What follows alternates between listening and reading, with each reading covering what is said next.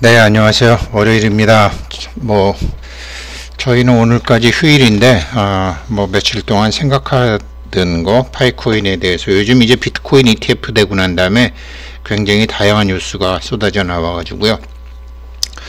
오늘 거는 제가 무슨 어그로 끄는 것도 아니고, 다른 분들도 저처럼 하라는 건 아니고, 올해부터 파이코인을 US 달러 300불 이하에 팔면 저는 엄청나게 후회할 것 같다라는 생각을 했습니다. 비트코인 10년 들고 계셨던 분도 말씀드렸고, 그냥 올해는 언제 KYC가 될지 모르지만, 우리 커피도사님 영상 보니까 올해 말에나 될 것 같은데, 좋다 10년 기다린 사람도 내가 봤는데 올해는 그냥 없는 것으로 하고 있어야 되겠다라는 생각을 하고요. 그래도 제가 생각하기에는 일단 그 오픈 메인넷이 되면 스왑 형태로라도 바꿀 수 있을 것 같은데, 나 같으면 300불 이하는 안 판다. 이게 이제 저의 결론입니다. 오늘 영상의 결론이고요. 중요한 얘기니까 한번 깊게 생각해 보시길 바라겠습니다. 1월 12일이죠. 지난 금요일 날 비트코인 가격이 이제 소문에 사고 뉴스에 팔으라 그래갖고 이제 오르다가 좀 내리고, 비트코인 ETF 거래 다 중단하나, 당국 금지령에 이제 증권업계가 술렁술렁 하는 거죠. 이게 왜 이런 일이 생기는지를 이제 말씀드리려고 하는 거예요. 자, 이제 본론 들어갑니다. 깊이 생각해 보세요. 이 사람이 왜 그랬는지. 이 사람은 누구냐면, 앞에 이 사람이 아니고 진시황을 얘기하는 겁니다. 잘 생각해 보셔야 돼요. 진시황이죠. 진시황은요, 문서를 통일했어요. 그 다음에 상업활동을 원활화시켰어요. 경제 환율 등 금융의 획기적인 활성화를 했어요. 도시 인프라 확충을 했어요. 인도는 이렇지 못했는데, 그때 당시 인도가 더 어쩌면 발전했을 수도 있는데, 상업적으로 인도가 더 발전했을 수도 있는데, 중국이 진시황 때문에 확 떴죠. 이게 이제 내용이고요. 형태는 어떻게 나오냐면, 문서의 통일은 분서갱유했다고, 다 유학자들을 다 그냥 땅속에다 묻고 책 태워버렸다. 근데 왜 태웠을까요? 문자를 통일하려고요. 문자를 통일하기 위해서 이 기존의 먹물들을 땅에 묻어버린 거죠. 문자와 문서의 통일이죠. 통일 국가가 됐으니까 모든 문자와 문서가 통일이 될 거 아니에요. 그거를 위해서 분서갱유를 한 거죠. 그렇게 보셔야지 지금 파이코인이 보이십니다. 그 다음에 상업활동의 원활화, 이게 껍데기로는 어떻게 보이냐면 도량형을 통일했다고 나오죠. 도량형, 그러니까 측정, 저울, 길이, 도량형이 통일이 되면 경제활동이 원활하게 되죠. 경제가 막 활성화가 되는 거죠. 측정기구, 측량기구가 같으니까. 이거 암호화폐랑 비유해서 잘 생각해 보셔야 돼요. 도량형 통일은 상업활동의 원활화에 엄청나게 기여했죠. 그 다음에 경제, 환율 등 금융의 획기적인 활성화를 했죠. 중국이라는 나라가 국민들이 부가 되는 터전을 마련한 거죠. 화폐를 통일했죠. 16개 나라인가 이렇게 여러 나라로, 그러니까 춘추 수 없는 나라, 나중에 전국시대에 7개 나라 그랬지만, 옛날에 나라라는 게 있어요. 화폐를 통일하다가 보니까 경제가 통일이 되고, 금융이 통일이 되고, 금융의 획기적인 활성화가 통일이 되는 거죠. 그리고 국가 도시 인프라 확충을 위해서 뭐를 했죠? 수레바퀴, 도로폭, 수레 크기, 이런 걸 표준화시켰죠. 그러면 도시계획, 교통, 이렇게 마차 제조, 바퀴 제조, 대규모 대량 생산을 위한 획기적인 영향을 줬죠. 제가 지금 파이코인 300불 이하는 절대로 안 팔아요, 앞으로 라고 얘기하면서 이 얘기를 왜 말씀드리는지 잘 생각해 보셔야 됩니다. 파이네트워크 응? 뭐 니네 5년 동안 뭐 했니? 이렇게 뭐 깝깝하게 얘기하시는 분들도 기사도 제가 소개해 드렸어요. 뭐 지난 5년간 이렇게 자기네 로드맵 발표하면서 베타 버전 제 1단계 설명했죠. 그 다음에 2단계 베타 버전 설명했죠. 로드맵 하면서 이제 1단계가 베타 버전이었죠. 2018년 12월 달에 자기네들은 이렇게 했고 2019년 파이데이 때 자기네들이 이제 그 백서 발표하고 이렇게 했다. 이거 다 얘네들 의미가 있어요. 그러니까 제가 계속 말씀드리지만 형태 넘어 내용을 보게 되면 그 다음에 이제 2단계 들어가면 자기네들이 2020년 3월 14일 날 테스트넷을 했다. 테스트넷을 했다. 그러면서 이제 뭐 노드도 하고 여러 가지로 이제 이런 거를 하게 됐다. 테스트넷 상태에 있는 거죠. 페이스 2. 그리고 난 다음에 테스트넷에서 메인넷으로 왔는데 폐쇄형 메인넷으로 2021년 12월 달에 또 이게 왔죠. 그러면서 현재 상태는 여기다 라고 얘기하는 거죠. 그리고서 앞으로 오픈 메인넷으로 가겠다. 그리고 오픈 메인넷 가기 위해서는 뭐 KYC 지금 현재 4,700만 명 중에 1,500만 명은 해야 되는데 지금 1,000만 명밖에 못했다. 이런 것도 뭐 아주 솔직하게 마치 상장회사가 투자자 공시하듯이 그렇게 다 했죠. 이걸 그냥 관심 없이 저도 봤는데 얘네들의 원대한 꿈은 어찌됐건 230개국에서 암호화폐를 일상통화로 전환하기 위해서 한다라는 거 아니에요. 진시황은 왜 이렇게 했죠? 춘추시대와 전국시대를 거쳐서 수없이 쪼개져 있던 나라들을 하나의 통일화된 어떤 포매팅을 하기 위해서 이렇게 한 거죠. 그러면은 지금 230개국에서 하게 되려면 진시황 같은 일을 해야 되겠죠? 진시황 같은 저런 과정을 통일하는 무엇을 해야 되겠죠? 쉽지 않죠? 국제적으로 인정되고 공유되는 기준을 글로벌 스탠다드라고 그러잖아요. 그러니까 뭐 미국이나 하고 뭐 그냥 뭐 몇 나라에서 하면 글로벌 스탠다드가 필요가 없는데 230개국에서 한다 그러면 글로벌 스탠다드가 필요하잖아요. 글로벌 스탠다드가 필요하고 글로벌 스탠다드에서 글로벌 스탠다드는 왜 해요? 국제교역, 국제무역, 국제경제를 하기 위해서 필요한 거죠. 국제경제에서 제일 무서운 게 두 가지가 있어요. 국제무역에서 제일 무서운 게 두 가지가 있어요. 첫째는 관세장벽이에요. 둘째는 표준장벽이에요. 이제 감이 조금씩 잡히시나요? 관세장벽, 표준장벽.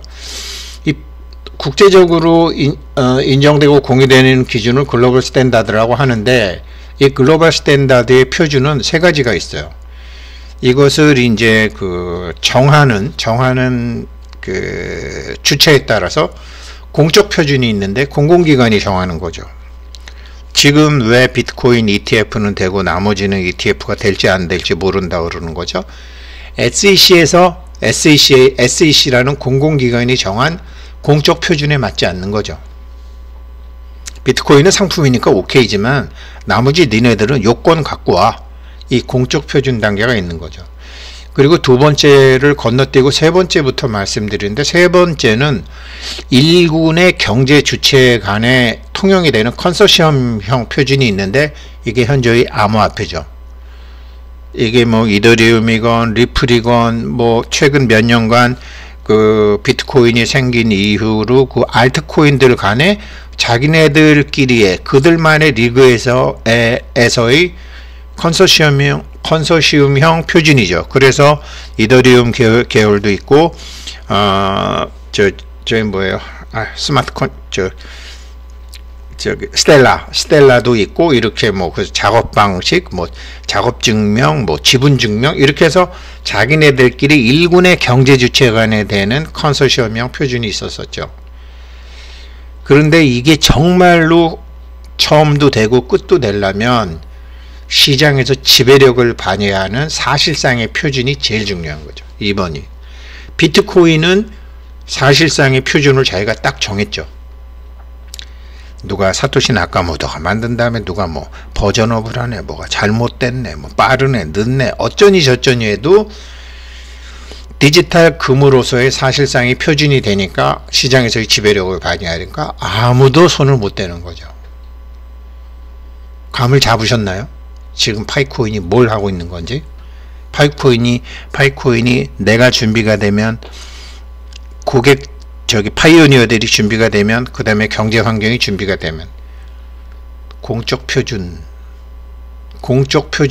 어떻게 되는지가 공공기관이 정한 공적 표준이 가장 중요한 시점에 암호화폐가 온 거죠. 그런데 그런 것, 제가 왜 300불 이하는 안 판다 그러냐면, 이 니콜라스 부부가 이렇게 좀 긴 안목으로 하는 것도 있지만 일론 머스크하고도 비슷한 게 있어요.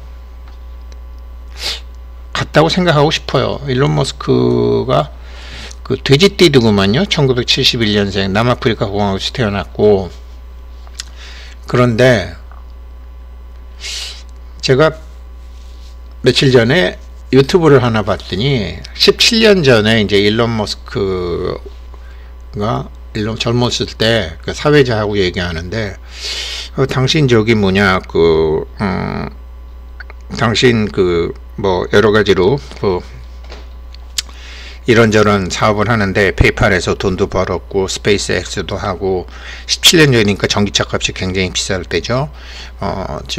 이런 지금 뭐 대형 자동차 회사가 안 된다고 하는 그런 것도 하고, 또 나사하고 경쟁해야 되는 그런 막 우주 사업도 하고. 당신은 사업 선택을 어떻게 하냐 딱 물어보니까 답이요, 자기한테 질문한대요. 내가 하는 일이 인류한테 중요한 것인가? 이렇게 질문한대요. 이거 하면 돈 버나? 이 사업이 돈 될까가 아니고 내가 하는 일이 인류에게 중요한 것인가? 라고 질문을 해요, 자기가. 그래서 당신은 인류의 발전을 중요하게 생각하게 여기시네요. 이제 그랬더니 일론 머스크가 이제 일반적으로 사람들이 많지는 않지만 저는 그런 사람들하고 같이 있습니다 라고 하면서, 실리콘밸리에 있는 사람들이 누가 뭐라 그러건 이게 나중에 인류 문명의 발전이 되겠네 안 되겠네 라고 생각하면서 연구를 한다라는 거예요. 뭐 아무렇지도 않게 얘기하더구만요. 그런데 사회자가 또 물어봐요. 저는 완전히 새로운 방식으로 실패할 것입니다. 일론 머스크가 이런 말을 한 적이 있대요. 나는요 완전히 새로운 방식으로 실패할 거예요, 이랬다는 거예요. 이런 말을 한 적이 있는데 이게 뭔 말이에요? 라고 사회자가 물어봐요. 여기에 대한 답이, 물론 내가 지금 스페이스X를 성공으로 목표로 하고 있지만 실패를 해도 뒤에 또 우주 사업을 하는 친구는 내가 왜 실패했는지를 알게 되면 그 사람은 실패의 확률이 줄어들게 되는 거죠. 야, 껍데기만 저와 똑같은 사람이지만 엄청나게 차이가 나는 거죠. 제가 어제 올린 영상에 그 범년의 그 부자가 되는 5단계 얘기했잖아요. 이 사람은요 레벨 1하고 레벨 2를 왔다 갔다 하는 사람이에요. 저는 제 주변에서 이런 사람 하나도 보지 못했고요. 굉장히 많은 경제 쪽에 이제 배우고 싶은 사람들 있었지만, 이 친구 같이 사업의 아이템을 선정할 때 그렇게 선정을 하고, 또 그러니까 자기는 성공과 실패가 목적이 아니라는 거 아니에요. 성공을 해도 좋고 자기가 실패를 해도 뒤에 하는 사람은 저렇게 하면 안 되겠네. 그래서 이걸 보고 나서 제가 생각한 게, 가만히 보면은 니콜라스 부부가 하는 것도 그래요. 지금 누가 뭐라 그러든지 몇 년째든지 일론 머스크처럼 당장 뭐 회사를 페이팔 같은 거 만들어서 어디에서 팔아서 돈을 벌어서 사람들의 이목을 집중시킬 적은 아니지만, 이 사람들을 같은 성공할 수밖에 없는 상태에서 일을 하는구나 라는 생각을 제가 하게 된 거예요. 그래서 이런 그래서 지금 뭐 비트코인 ETF 거래 다 중단하는 이런 뉴스가 왜 나오냐고요. 제가 지금 이제 또 말씀드리면, 이게 보면 아직 미국 당국이 지적한 현물 ETF뿐만 아니라 선물 ETF까지도 중개하지 마라고 우리나라 금융당국이 지금 이 금융권하고 은행권에서 얘기했나 봐요. 그래서 KB증권 통해서 거래가 가능했던 비트코인 선물 ETF 23개 신규 매수 중단. 그러니까 금융당국에 대한 명확한 가이드라인이 있기 전까지 가상자산 선물 ETF 신규 매수 제한. 그러니까 미래에셋증권, 하나증권, 신한증권도 다 지금 중단 검토하고 있다라는 거 아니에요. 이게 법적 위반 소지가 있다라고 하면서 뭐 현물뿐만 아니라 선물까지. 왜 이런 거죠? 정부는 배가 아파서 표준화가 안 된 거죠. 표준화가 안 된 거죠. 투자자 보호를 위해서 이렇게 한다라는 거죠. 그래서 지금 뭐 굉장히 막막하다라는 거 아니에요. 지금 옛날에 뭐 2배 레버리지까지는 됐지만 3배 레버리지 이런 거는 해외에서도 얼마든지 할 수 있었는데, 야, 이게 지금 이런 거를 못하게 한다라는 거죠. 근데 이런 게 왜 그러냐면요, 표준. 이게 이 표준이라는 게